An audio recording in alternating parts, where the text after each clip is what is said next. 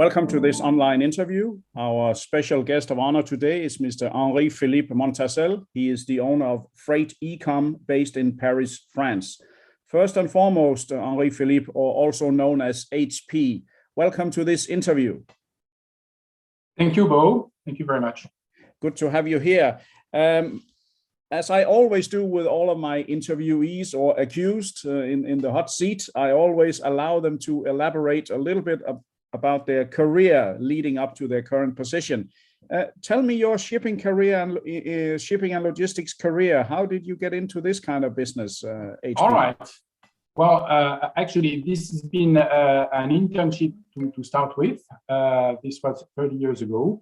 And I started with a company, a French company called Class Queen, or in French, Clasquin, I should say. And I stayed 14 years with this company, 2 years in Melbourne, Australia, then in Lille, northern France, then Thailand for 3 years in Bangkok, and back to Paris for another few years before I joined Rolig, the German freight forwarding company, for 6 years. And then afterwards, I opened the overseas department of a very famous trucking company called Norbert Drewsen. This was the leader in Europe at that time. This was about 12 years ago. And we opened the air freight and sea freight department. Afterwards, you know that this company became XPO. And then afterwards, I joined Hefner, working with the Hellman network. So back to the Germans again. And the last position I had was a deputy managing director for a French company called FREIGHTeCOM, which is around 18 million euro turnover. And this was my last experience as an employee before I decided to become an entrepreneur, and a reason why I bought FREIGHTeCOM 2 years ago. Okay, that's quite a fantastic career. I mean, you've been around the world. You've been working with some of the industry leaders, and many of the names here I certainly recall. That's very impressive. And now, how does it feel to be an entrepreneur and owning your own business? Is there a big difference? I have to tell you, Bo, I'm very happy, actually. I think this has been a project which I matured for a very long time. My friends in Thailand, when I was there 20 years ago, told me, well, you were already talking about it when you were in Thailand, so no surprise. And of course, I wanted to become an entrepreneur in the business. I know freight forwarding, obviously, but I wanted to have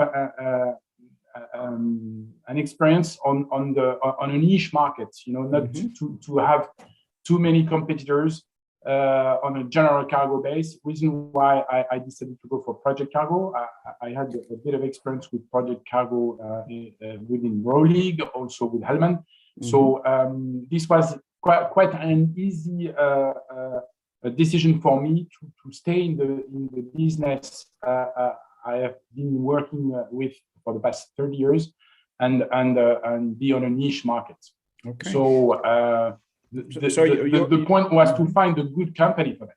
Yeah, understand. So FREIGHTeCOM is wholly owned by yourself. The name FREIGHTeCOM, did you choose the name or how did you? No. I didn't choose the name. And to be frank, I'm not sure I will keep this name in the future. Okay. This was created by my predecessor, who started the company in 2000, so 22 years ago.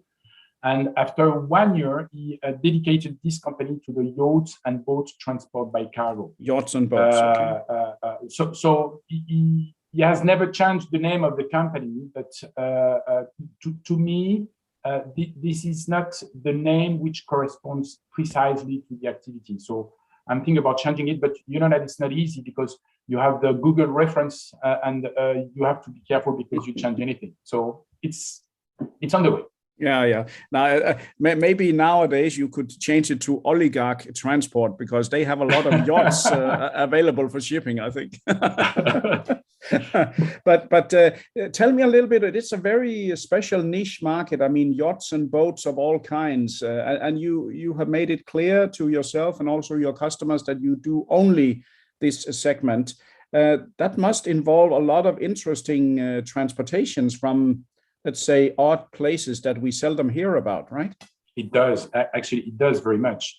When I discussed with my predecessor, he's been a friend of mine for the past 30 years. So the contact was quite easy, and the transition, because he was already 70 years old, was quite easy, and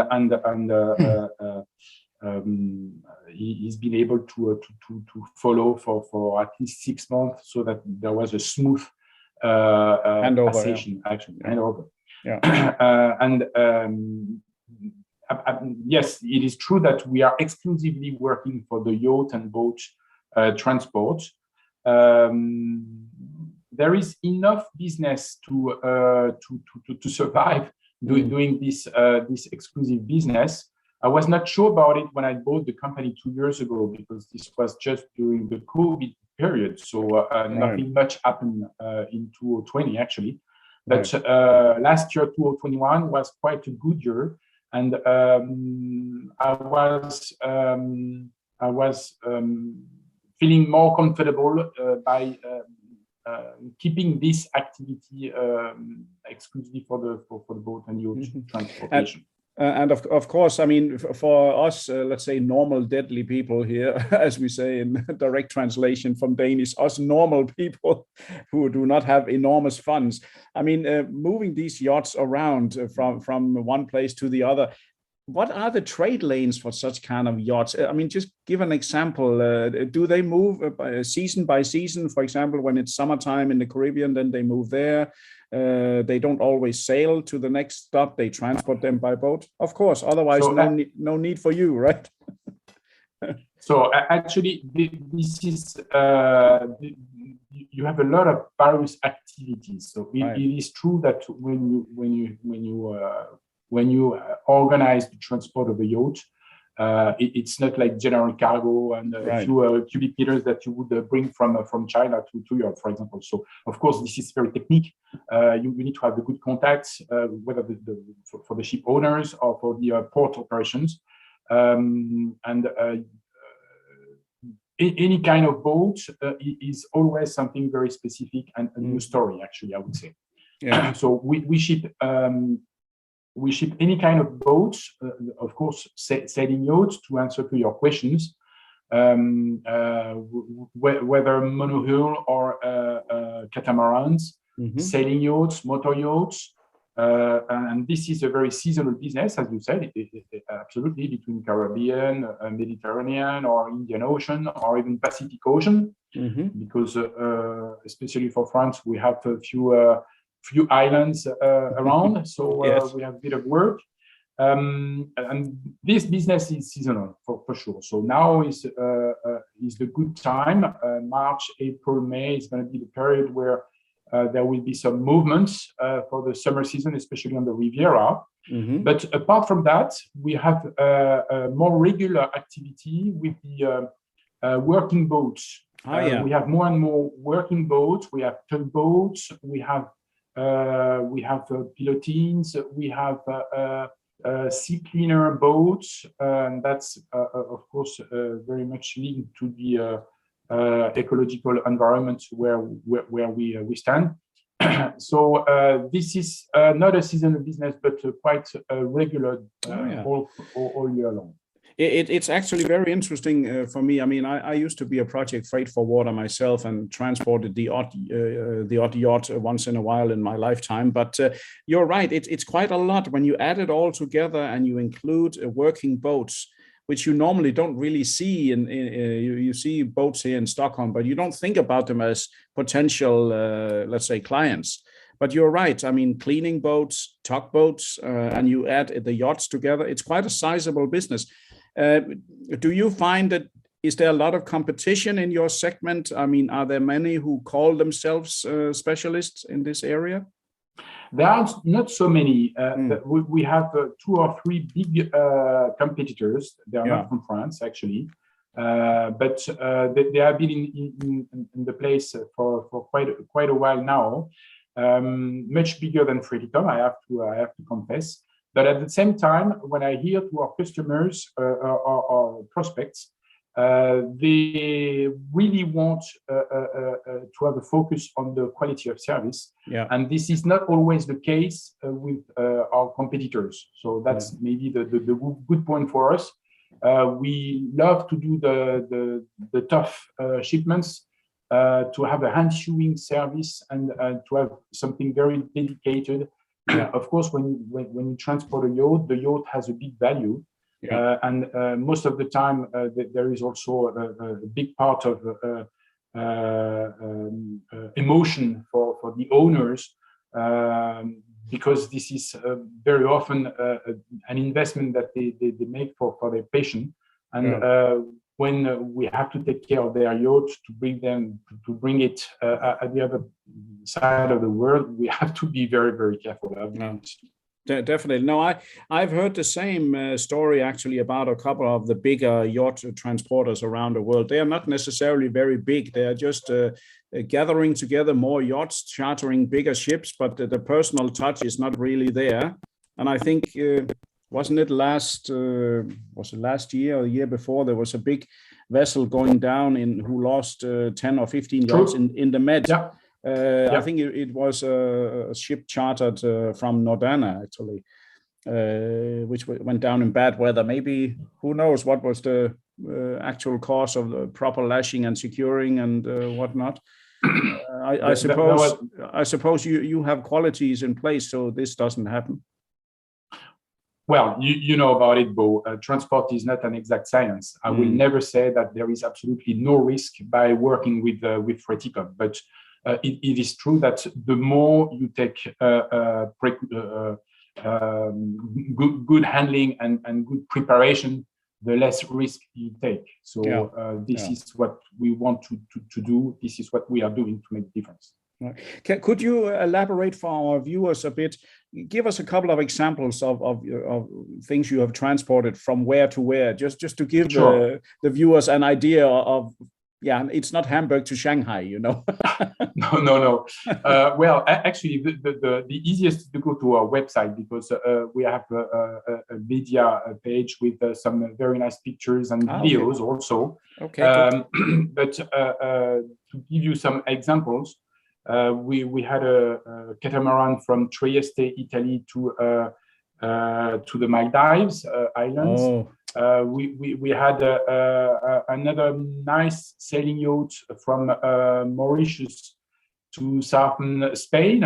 So that was quite a beauty. And the good thing is that customers want to have a door-to-door service. Right. It means that it's not only sea freight or port operations at departure. For example, from Mauritius to southern Spain, we had to do the whole thing, including remast upon arrival in Spain and skipping the yacht to Andalusia. So, you know, when a customer wants a service, you have to say yes, you want to say yes, and you do it all the way till the very, very end. Yeah. No, it's to give you other examples. We had also some tugboats that we shipped from France to Tahiti and also to Numia. So these are French territories in the Pacific, where we also had the opportunity to do it door to door, including the customs clearance upon arrival. And we had to put the boats back to the water and take care also of the the whole chain. So you have some videos on our website about that, and that's very interesting because the video shows the port operations, but also all the job that was made at destination. So it gives you some examples. Fantastic. I must say, I get hungry for a trip here when you mention Maldives, Mauritius, and French territory in the Pacific. I mean, I'd like to. Nice destinations, I confirm.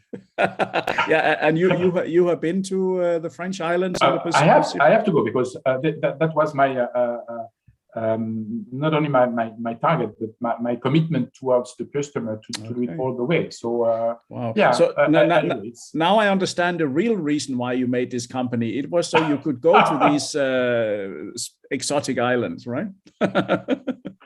The job is not easy at the other hand. No.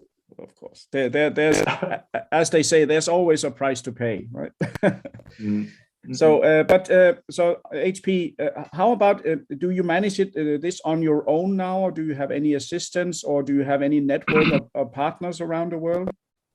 All right. So for the moment, I'm by my own, and to be frank, I was quite happy to be only myself in 2020 when the business was not good. Yes. When I just took over, but because I had time for sales.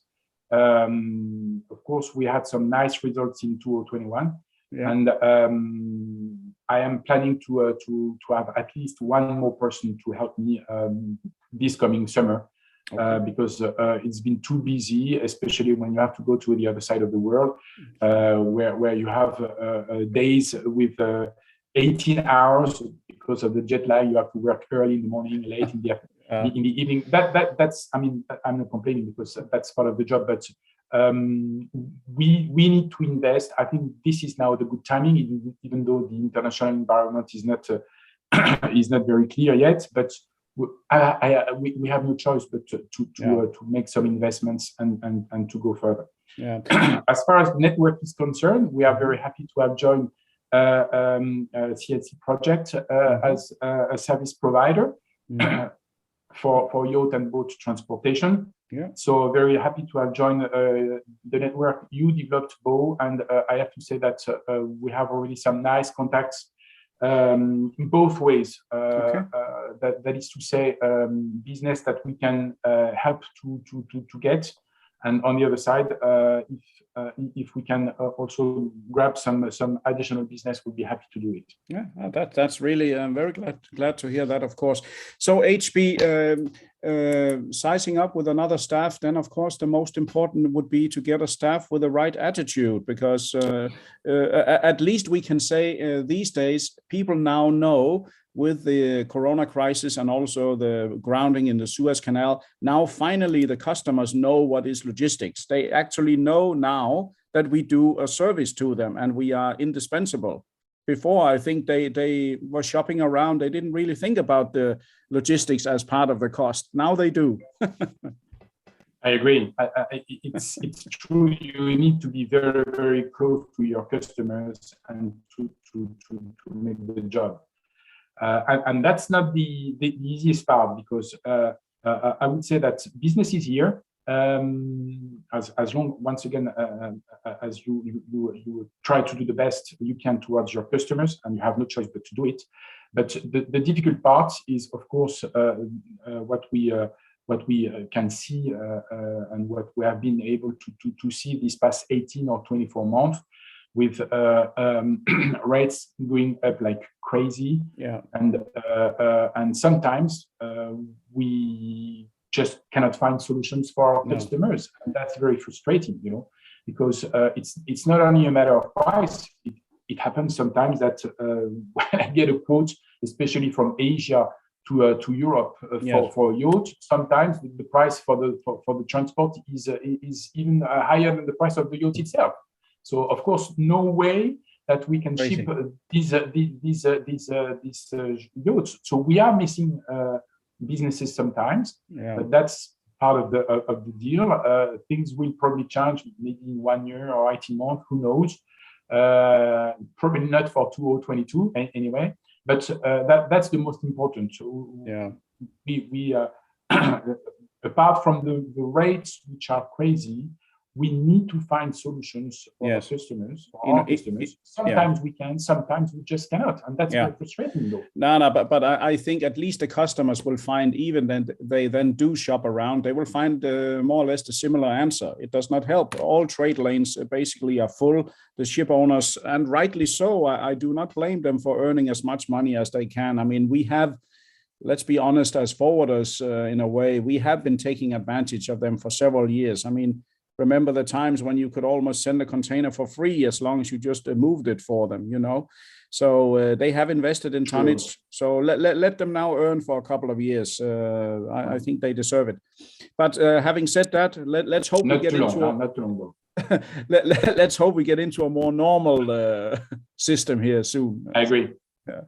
But HP, I want to say it's been really a pleasure to talk to you first and foremost, because I think let's say that niche that you cover is something that we have not really shed much light on here in Project Cargo Weekly. I mean, we reach about 39,000 people worldwide. Many of them are forwarders in remote islands who gets the newsletter. So I'm quite sure you will get some feedback. But I want formally to say thank you very much, Henry-Philippe, for giving us this interview from, is it the city of love, Paris, or is it the city of Macron? I don't know what it's called now, but... Let's say city of love. yeah, better than politics, yes. So thank you very much for joining this interview. Same to you, Bo. Thank you very much for your time and appreciate. You're welcome. Bye-bye. And before I let you go, I just officially need to say to all our viewers, listeners, and readers around the world, this was yet another great interview by Project Cargo Weekly. Our special guest of honor today has been Mr. Henry-Philippe Montazel. He is the owner of FREIGHTeCOM, based in Paris, France. He's also known as HP. I don't know whether he has an HP printer, but we call him HP for easy sake. Stay tuned for more interviews in the near future. Thank you.